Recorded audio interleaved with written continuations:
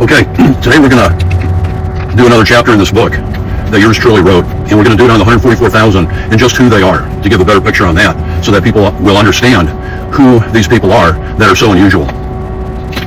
And as a preface, especially for the days and times in which we live, what you're going to hear right now is very, very apropos, because you have the world system, you have what you call the rank and file of the way things are done in the world, and then you have God's system of how things are done supernaturally. You know, it's like Hebrews 11:1, where it says, faith is a substance of things hoped for, the evidence, this is more real than the substance, the evidence of things, here's the irony, of things not seen. Faith is a substance of things hoped for, again, the evidence, the prima facie evidence of things not seen. Beautiful words, and they ring true. It's delayed gratification. But anyway, let's get back to the main theme here. We'll kind of read along and comment. Okay, the 144,000, who are they and what do they do? Shunned by the world, they wander the land in search for the truth. When they find it, they bury it deep within the confines of the temple of their heart, where no thief or robber can pull apart. They normally live outside the politics. Listen to this real closely, please. They normally live outside the politics and religion of their day. They may comment on it, but it's not the ultimate, sorry for that electroshock. They may comment on it, but it's not their end-all go-to, in other words. Read that again. They normally live outside the politics and religion of their day. No status, luxury, or expensive things will interest them in any way. Now, why is this? It's not so much the things. There's nothing wrong with people, places, and things. But when people make that their exclusive go-to, talking about that principle again, then they have problems, because it will never satisfy. It'll never satisfy. We'll make one mention of the micro and macrocosm ideas. The micro is the very, very small idea. That's what Nicodemus was thinking when Christ told him that he must be born again. You know, can a man enter his mother's womb a second time? Now, this guy should have had all the wisdom of the Sanhedrin that he could have put in application to know what the metaphor is or was that Christ was talking about. But oh no, not for Nicodemus. Not that there's anything wrong with it, but we're just saying. That was the micro position. And that's beautiful when people are born again, as an adjunct or a standalone comment. But Christ was talking to Nicodemus as a representative of the Sanhedrin, as a teacher of the law. That's why we reiterate, we do not believe in the anthropomorphization, assigning human-like qualities to, especially as an example, the two witnesses of chapter 11. Well, we'll say this about that. They cannot be people. These are the pillars that are before the throne of God, and that's where they stay. Now, they were killed. The law and the prophets were killed. But they were quickly, i.e., what they stand for. This is very near and dear to God's heart, of what they stand for. And out of the death of the way it looked, it was resurrected. New life, new possibilities, new everything, called up to the throne room of God. Powerful. Excuse me. And yeah, I like a cup of cold Joe too. See that? I can go to like a mocha or a coffee place, get 6 or 7 shots of espresso and a few pumps of vanilla. Oh, that'll last me all morning. I can drink that stuff down like nobody's business. Their investment is not in the here and now. Their life may be lonely. Their friends are few. This is very true, so please don't consider yourself as the reason why you don't have a lot of friends, okay? It's what you believe in. It's like a spiritual signature that you have walking around, is what it is, when you get right down to it. And this is why the world system is trying to go from that micro sense to the macro sense, from the small picture to the big picture, and create everything according to their whimsical data, if you will. That's why they can't do it. They can't, and they'll use this word a lot, transmute. See, God can create anything out of anything, but they can't. They can't, the two biggest things, because the word says that God is love. Well, the New World Order, or however you want to paraphrase them, they are not love. They are control, manipulation, and dominance. That's all they are. They'll try to get you to do things, but the end result always ends in disaster. The globalistas, as they say in Spanish. The globalists. Even those that you thought you knew will go their own way. This is very true. Actually, they diminish the facts in order to retain their relationship. That's the problem. It's just the way it is, you know? When you accept this job, you have to know what you're getting yourself into. You know, it's like the parable about when a general goes to fight the war and he's got to take an inventory and evaluation to see if he's in the right place at the right time to conduct the right war. You have to know these tangibles or intangibles a lot of times. Plus, you have to be able to thrust that war ahead. And by the way, what the alchemists, I know a lot of people don't understand that terminology. Not to digress too much, but what they do is they try to transmute something over from something to something else, either for the creation of it or the decreation, if that's not a word, but I just coined one, or the decreation of it. Either the atrophy, which correlates to the decreation of it, or of what they want to create. But they can't do it. They can't do it. Only God can. So we need to get to a position in life to understand and realize that we're just nothing but a bunch of filthy, stinking, wretched sinners. That is where it's all at. That's what the salvation message is. And you believe in Christ, Jesus. Not some of these illuminated ones, or spirit guides, or anything like that. No, you believe in Jesus Christ, who died on the cross, buried, resurrected, and all of that. The path of least resistance is likely the one the multitude will take and follow along. Oh yeah. Pursue pleasure, avoid pain. Pursue pleasure, avoid pain. Family, tradition, and organized religion is the social tree they believe is carefree within the comfortable confines of the social core. Not so for the 144,000. For them, truth never sells out and never will. And you have a very, very, very unpopular message to herald to other people. It is just not a palatable subject when you talk about born-again Israel. People don't want to know about it. They just don't. Is it the right message? Yeah. It's all about family. We'll get to that here in a minute, too. Family, tradition, and organized religion is a social tree they believe is carefree within the comfortable confines of the social core. Not so for the 144,000. For them, truth never sells out and never will. Their living sacrifice has been made, no turning back now, come what may. Vision for the masses is a perceptible thing, or so they say that we had this conversation and discussion many times before. But truth will prove one day right or wrong with the ring of truth that the 144,000 will sing as a song. This is really, really good stuff. You know, it's talking about the two witnesses, the reason that they can't be physical human beings. You can't have your cake and eat it too. So you can't make certain things out of Revelation, a metaphor, and then all of a sudden go to a physical manifestation of it. It's either going to be one or the other. Now, it will manifest here on earth. We're not saying that it won't, but it will be in ways that, like the thirds, with the seals, the trumpets, and the vials, with the thirds. They, and especially under the cognizance of the writer of the fourth seal, which is death and hell following, those will be carried out. You're not going to see a horse galloping across the horizon with a huge sword. You're not going to see that. So the point of it is you have to stick within the proper mechanisms of hermeneutics. I hope I pronounced that word right. You know what I'm talking about. It's the rhyme and reason of how things fit together and what messages wanting to be given that the 144,000 know about. With the ring of truth that the 144,000 will sing as a song from that glorious mount so lofty and high. Yeah, because they're spread out all over the world. So that Mount Zion, or Sion, they're interchangeable. That'll be the mount. This is supernatural stuff. This is supernatural stuff. We said this before. You can't have 144,000 male virgins, even though it says male. It's trying to give the pretense of what that maleness means. In other words, they're not going to be from the 12,000 from each tribe. That tribalism went away from 66 to 70 AD with Titus of the 10th Roman Legion that Christ talked about. And it's going to be recapitulated. Actually, it already was from the cross till now, actually to 1948. Then that beast rose up. You can read chapter 17 of all that. The beast that was is not shall ascend out of the bottomless pit. Well, that happened in May 14 or 15, I forget. May 14, 15 of 1948 with the six-pointed star. We need to understand this. Please try to understand this. It's also in chapter 13 of Revelation with the anti, against, or in place of the finished work of Jesus Christ on the cross. Anti-Christ.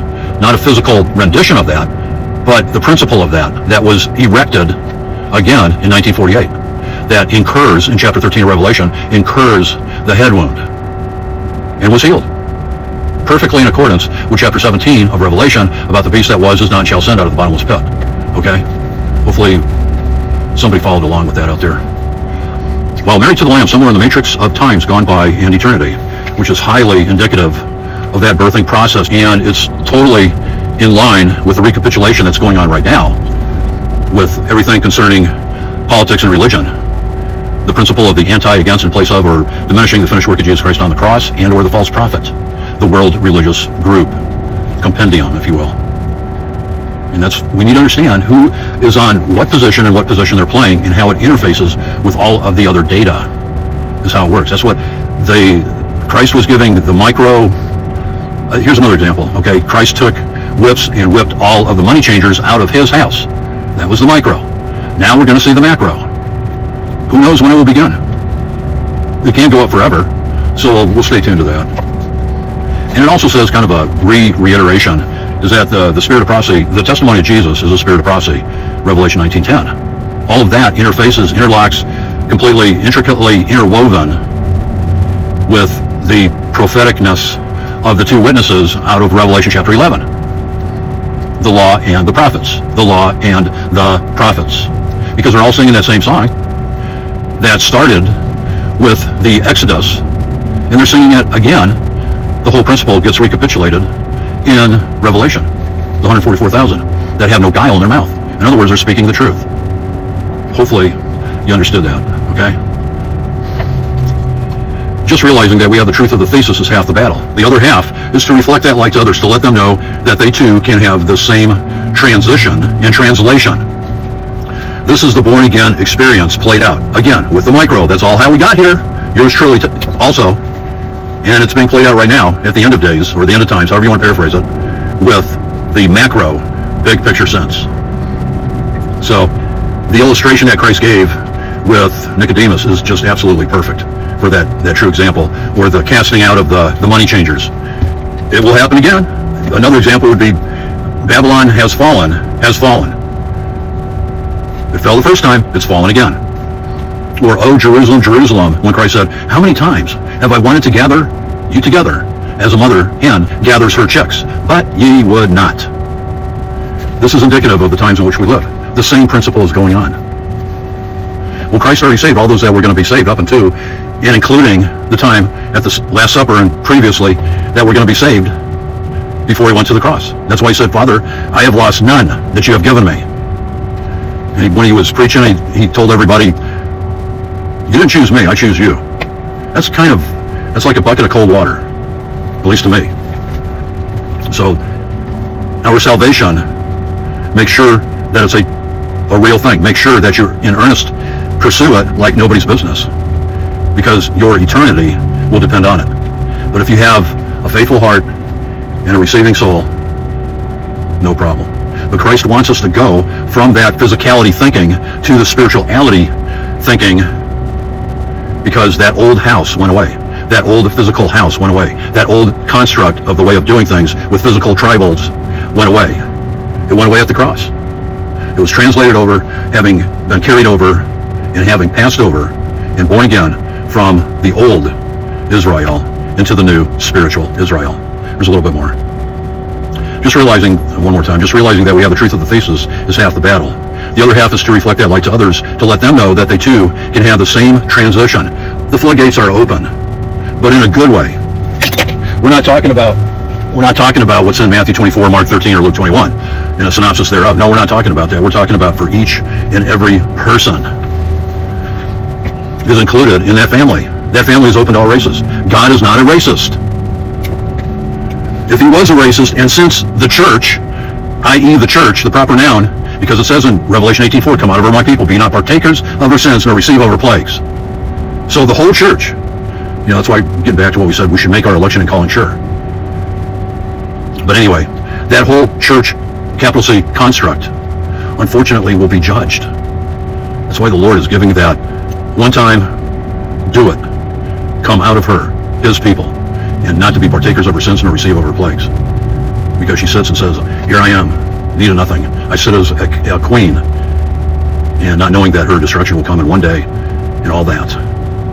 So these are the things that we need to know and be able to prep for, because the 144,000, on the other hand, are the only ones that get sealed going through the tribulation. So be sealed. It's between you and God. Be sealed, please.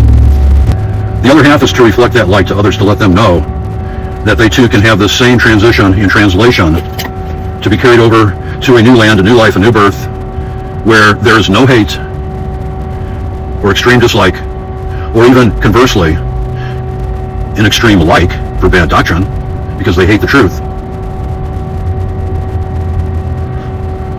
Where there is no hate, no power structure, or loss. Even if another person does not want this deliverance and preservation to a better world and better life, it ultimately is their decision. So we need to get around one of these people that are part of the 144,000. They're all spread out right now. The vast high percentile numbers of the 144,000, we don't even know each other. They don't even know each other. But they keep on keeping on. And that's all they know. That in order to change the world, we first must go through a change in ourselves. Absolutely. That is the change, and that is the family and the language we speak. And it is a language we can all understand, no matter where we are in the world. Why? Because we are family. Just like this is what you call a dichotomy. Because you have the white kid and the black kid, or the black kid and the white kid. I don't know which side you're going to read from. But that's all about the dichotomy, the two opposing fractions, or factions, whichever.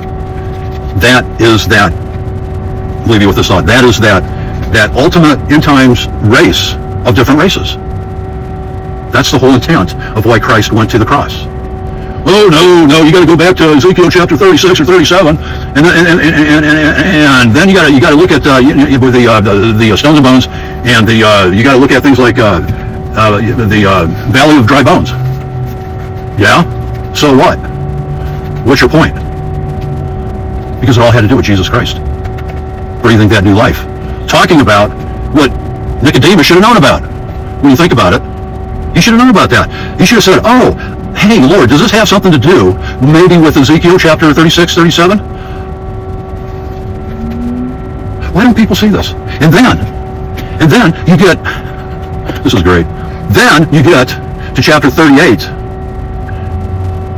It talks about Gog and Magog. Well, Gog and Magog comes back. Oh, no, that's Tubal, where they have Russia in that name and all that kind of stuff. No, it's about the two sticks prophecy that Christ united. That's why when he came, his mission, they asked him, he says, I have come not but, that means just for, the lost sheep of the house of Israel. Well, the question is, did he save them?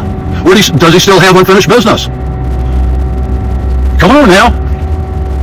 You 7-year dispensational preacher of rapture cultists, answer that question. Because right now, what you are saying, your theology, is making Christ a liar. Not a good thing to do. You're trampling underfoot the blood of the Lamb. Now, do you think the major, ministers, TV preachers, there we go, TV preachers are going to want to listen to that? Or want to listen to the born-again Israel, spiritual Israel message? No way. No way. They're not going to listen to you. In fact, most of the other people won't either, but that is not our dealio. We got to do what we're assigned to do and stick with that mission. Anyways, enough for now. Love you guys, and we'll talk soon. Thank you.